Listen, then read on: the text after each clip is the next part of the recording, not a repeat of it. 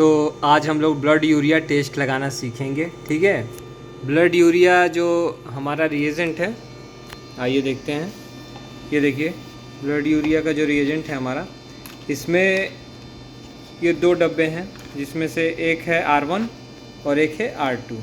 ठीक है, और एक जो डब्बा है इसमें छोटा सा, वो स्टैंडर्ड के लिए, स्टैंडर्ड कॉन्सेंट्रेशन के लिए है। ठीक है, तो स्टैंडर्ड लगाने के लिए आपको इसको यूज़ करना होता है। ठीक है, और इसका रीडिंग कितना आना चाहिए, देखिए 50 आना चाहिए यूरिया स्टैंडर्ड। ठीक है, तो आज हम लोग देखते हैं कि कैसे ये टेस्ट परफॉर्म किया जाता है। अगर किसी का ब्लड यूरिया टेस्ट आपको लगाना होता है तो कैसे लगाना है, ये आज मैं आपको बताऊंगा। ठीक है, तो सबसे पहले हम लोग को ये ध्यान रखना है, ये एक ट्यूब ले लेंगे हम लोग। ठीक है, अगर हमारा स्टैंडर्ड सेट नहीं है मशीन में, हम लोग को स्टैंडर्ड सेट करना होगा। ठीक है, या तो रीडिंग लेना होगा। ठीक है, तो मैं स्टैंडर्ड ही सेट करके बता दे रहा हूँ कैसे होगा। तो देखिए यहाँ पे कीपैड पे देखिए यूरिया कहाँ लिखा हुआ है, ये देखिए यूरिया यहाँ लिखा हुआ है, इसको क्लिक कर लेंगे। यहाँ फाइल खुल गया है। अब टेम्परेचर 37 डिग्री सेल्सियस मांगता है, उसके बाद आपको डिस्टिल वाटर मांगता है। तो डिस्टिल वाटर मांग रहा है तो यहाँ से दे देना है।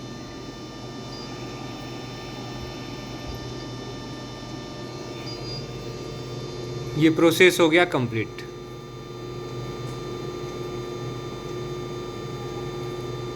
देखिए सैंपल मांग रहा है ना, अब तो हम लोग टेस्ट रन करने के लिए अब रेडी हैं। अब देखिए समझिए इसमें करना क्या है हम लोग को। देखिए हम लोग स्टैंडर्ड लगाते हैं तो हम लोग को फैक्टर मिलता है। ठीक है, जो फैक्टर मिलता है उसको हम लोग सेव करते हैं तो ये रीडिंग मिलता है।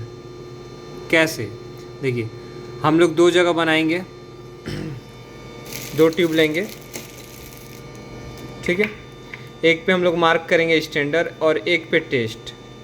ठीक है, अब ऐसा इसलिए करेंगे कि जो हम लोग स्टैंडर्ड लगाएंगे वो स्टैंडर्ड क्या होगा, फैक्टर के रूप में यहाँ सेव किया जाएगा। ठीक है, लेकिन वो सही है कि नहीं वो कैसे पता चलेगा, तो वो कॉन्सेंट्रेशन बताता है कि सही है कि नहीं। 50 के आसपास अगर आएगा रीडिंग लेने पे तो समझिएगा कि सही है। तो ये प्रोसेस है स्टैंडर्ड का। जिस मशीन में स्टैंडर्ड जिस टेस्ट के लिए लगता है तो यही प्रोसेस होता है। और अगर थोड़ा बहुत टेस्ट में अगर थोड़ा अंतर आता है किसी टेस्ट में, तो उसका जो लिटरेचर होता है ना, उसके अकॉर्डिंग आता है। ठीक है ना, तो इसका जो लिटरेचर है इसके अकॉर्डिंग आपको देख लेना होता है कि कैसे लगाना है। तो मैं ज़्यादा बड़ा वीडियो बनाने की कोशिश नहीं कर रहा हूँ, मैं सिंपल कैसे लगाना है उस पर बता रहा हूँ। देखिए, तो R1 जो है वो हम लोग ले लेंगे 400, R2 ले लेंगे 100 और सैंपल ले लेंगे 10 माइक्रोलीटर।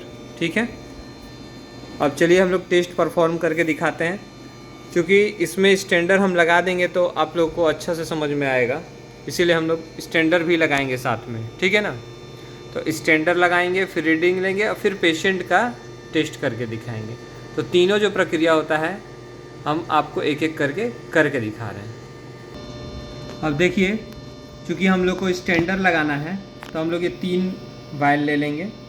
ठीक है, ये पहला हो गया हम लोग का स्टैंडर्ड के लिए, जो कि एक फैक्टर सेव करेगा।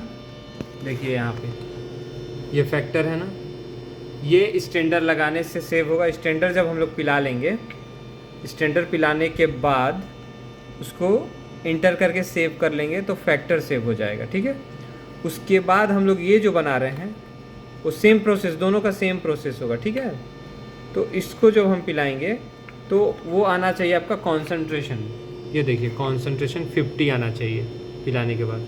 अगर 50 के आसपास भी आता है तो हम लोग इसे सही मानेंगे और उस पर रीडिंग हम लोग लगा सकते हैं। इससे हम लोग को पता चलेगा जो भी हमारा रिज़ल्ट है वो सही है कि नहीं है। ठीक है ना, उसके बाद हम लोग पेशेंट का लेंगे रीडिंग, उसके बाद पेशेंट का रीडिंग लेंगे। ठीक है, और चलिए मैं आपको प्रोसेस करके दिखा दे रहा हूँ। मैंने पहले ये देखिए, पहले मैं समझा दे रहा हूँ। ये जो है इसमें 400 में 100, 400 में 400 R1 तीनों में डालना है। पहले R2 टेस्ट लगाने टाइम ही डालना है, जैसे आपको टेस्ट लगाना है, रन करना है तभी डालना है R2। ठीक है, तो चलिए करके बताता हूँ। तो R1 डालेंगे कितना हम लोग 400, ठीक है, 400 R1 डालेंगे। ये देखिए, तो टिप्स लगाएंगे और ये देखिए हमारा R1 है, ठीक है। इसको हम लोग तीनों में डालेंगे 400।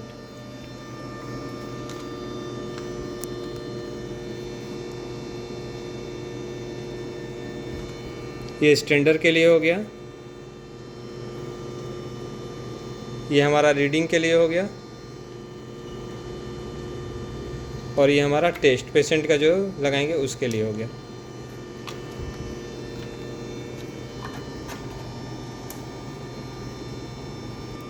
अब R2 डालना है। R2 कितना डालना है 100। देखिए यहाँ पे इसमें R2 डालना है 100। R2 कब डालेंगे, जब हमको रीडिंग लेना होगा। जैसे कि ये जो टेस्ट जो कर रहे हैं, देखिए जैसे ये तीनों में हम लोगों ने R1 ले लिया है, लेकिन R2 पहले से नहीं डाल के रखेंगे। जैसे इसको करना है तो इसमें R2 डालेंगे, फट से डाल के लगा देंगे। जब इसका टाइम आएगा तो इसमें R2 डालेंगे। ऐसे करके एक एक करके करना है, पहले से नहीं डाल के रखना है। तो ये हम लोग को R2 हो गया, ठीक है। अब R2 कितना लेंगे 100 लेना है।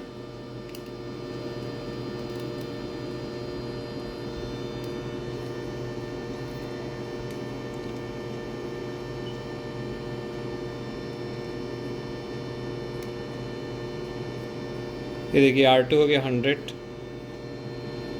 इसको इसमें मिक्स कर लेंगे।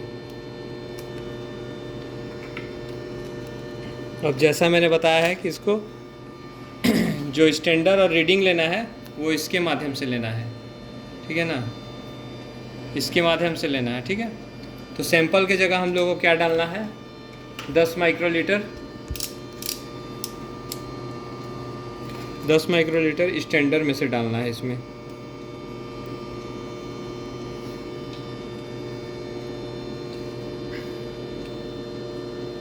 ये देखिए R1 400, R2 100, स्टैंडर्ड के लिए इसमें से आप 10 माइक्रोन डाल दीजिए इसमें। इसको अच्छे से मिक्स कीजिए और ये देखिए इधर लाइए। ये देखिए फंक्शन जो है ना, इसको क्लिक करेंगे, यहाँ देखिए क्या बोल रहा है। स्टैंडर्ड पे लाएंगे एरो से, डिस्टिल वाटर मांग रहा है, इंटर कर देंगे। यहाँ से डिस्टिल वाटर देंगे,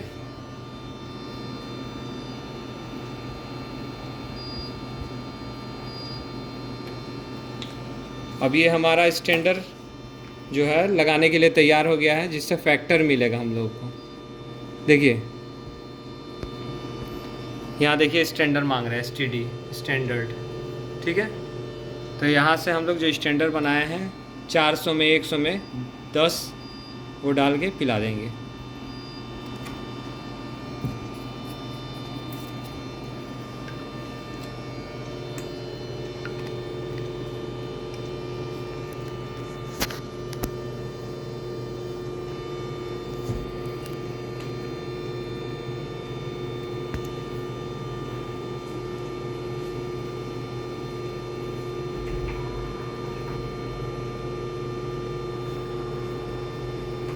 ये रिएक्शन जो है वो डिक्रीजिंग रिएक्शन है, इसीलिए ग्राफ जो है हम लोग का नीचे की ओर आ रहा है। और ग्राफ देखिए, ग्राफ काफ़ी अच्छा बन रहा है। तो जैसा मैंने बताया था, स्टैंडर्ड लगाने के लिए R1 लेंगे 400, ठीक है, और R2 लेंगे 100। और स्टैंडर्ड का जो डब्बा है देखिए, ये इसको डालेंगे, कितना डालेंगे 10 डालकर स्टैंडर्ड पे पिलाएंगे इसको, ठीक है। स्टैंडर्ड पे पिलाने के बाद हम फैक्टर चेक करेंगे, फैक्टर आ कितना रहा है। पहले का फैक्टर हम लोग का 406 था, देखिए 406। तो अभी नोटिस करेंगे कितना आ रहा है, उसके अकॉर्डिंग हम लोग दूसरा प्रोसेस आपको बताएंगे क्या करना है आगे।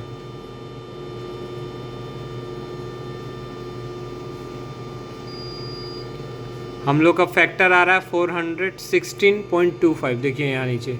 इसको हम लोग सेव कर लेंगे, ये फैक्टर हो गया सेव। अब हम लोग को देखना है कि जो फैक्टर हमारा है उसका कंसंट्रेशन 50 के आसपास आ रहा है कि नहीं। उसको लगाने के लिए सेम जो प्रोसेस हम लोगों ने किया है वो दोबारा करेंगे, लेकिन सैंपल पे, स्टैंडर्ड पे नहीं, ये सैंपल पे होगा ये प्रक्रिया। जैसे इसमें 400 मैंने R1 डाला हुआ है, अब फिर से R2 डालेंगे इसमें। देखिए जैसे उसमें डाले थे हम लोग, ये हम लोगों ने रीडिंग के लिए क्या लिया है, R1 400 और R2 डालेंगे 100 इसमें, ठीक है। और उसके बाद फिर इसको डाल देंगे हम लोग 10 माइक्रोलीटर। 10 माइक्रोलीटर डालने के बाद हम लोग को मिलाना है कि ये रिज़ल्ट 50 आ रहा है कि नहीं, ठीक है। तो ये करके प्रोसेस हम बता रहे हैं आप लोगों को। चलिए अब देखिए, रीडिंग लेने के लिए हम लोग को फिर वो प्रोसेस दोहराना होगा जो सैंपल पे पिला के, ठीक है। तो हम लोगों ने रीडिंग के लिए क्या लिया है, R1 ले लिया है 400। अब इसमें डालेंगे R2 को 100 डालेंगे इसमें।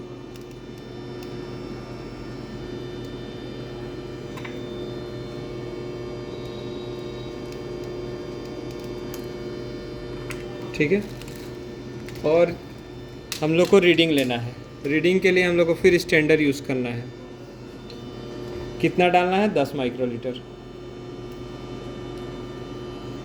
देखिए हमारा रीडिंग के लिए तैयार हो गया। और अच्छे से मिक्स कर लेंगे इसको। 400 में 100 में 10 क्या डालना, 10 स्टैंडर्ड, और इसको सैंपल पे पिलाएंगे। जहाँ सैंपल मांग रहा होगा वहाँ पिलाएंगे। इसका काम हो गया ख़त्म, ठीक है। अब हम लोग को बस देखना है कि रिज़ल्ट क्या आ रहा है, उसके अकॉर्डिंग हम लोग को टेस्ट लगाना है, ठीक है ना। अब हम लोग को वेट करके देखना है कि रिज़ल्ट 50 आ रहा है कि नहीं आ रहा है। अगर 50 के आसपास भी होगा तो हम लोग रिज़ल्ट, मतलब जो मरीज का है, पेशेंट का है, उसको हम लोग रिज़ल्ट को रन कर सकते हैं, कोई इशू नहीं है।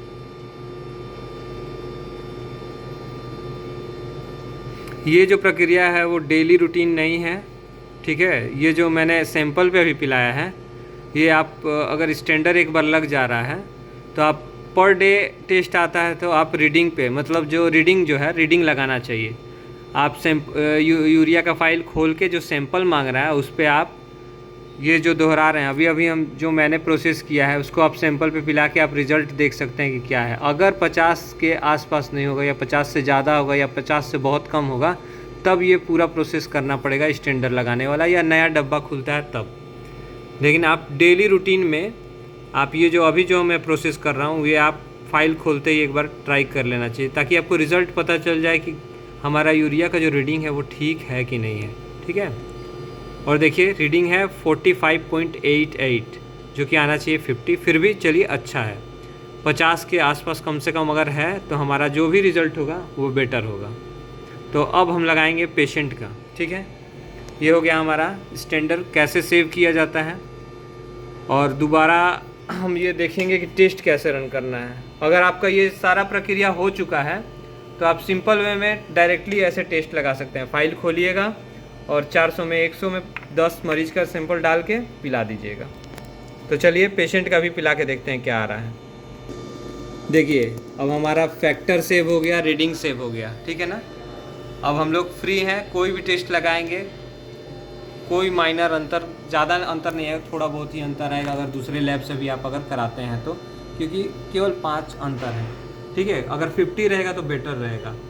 तो अब आइए पेशेंट का लगा के देखते हैं कि हम लोग को पेशेंट का कैसे लगाना है। कोई प्रक्रिया में चेंजिंग नहीं है, बस आप जहाँ स्टैंडर्ड पिला रहे थे वहाँ मरीज का आपको सैंपल पिला देना है, ठीक है।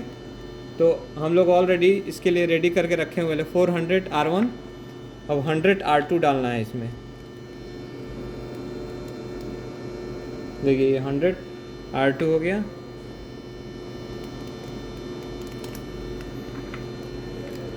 और जहाँ हम लोगों ने स्टैंडर्ड पिलाया था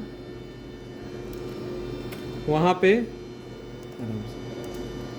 ये मरीज का जो है, इसका हम लोग सैंपल यहाँ 10 माइक्रोन डाल देंगे इसमें। देखिए ये 10 माइक्रोलीटर मरीज का सेरम इसमें डाल देंगे, अच्छे से मिक्स करेंगे और इस पर लगा देंगे।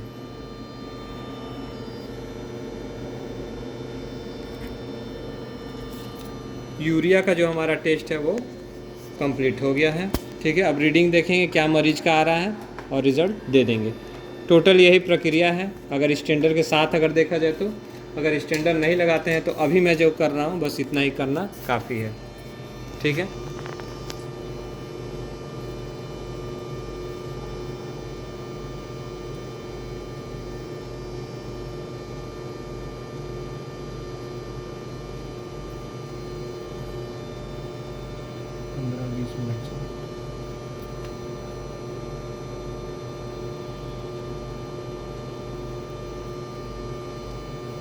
अब जो हमारा रिज़ल्ट आ रहा है वो पेशेंट का रिज़ल्ट होगा यूरिया का।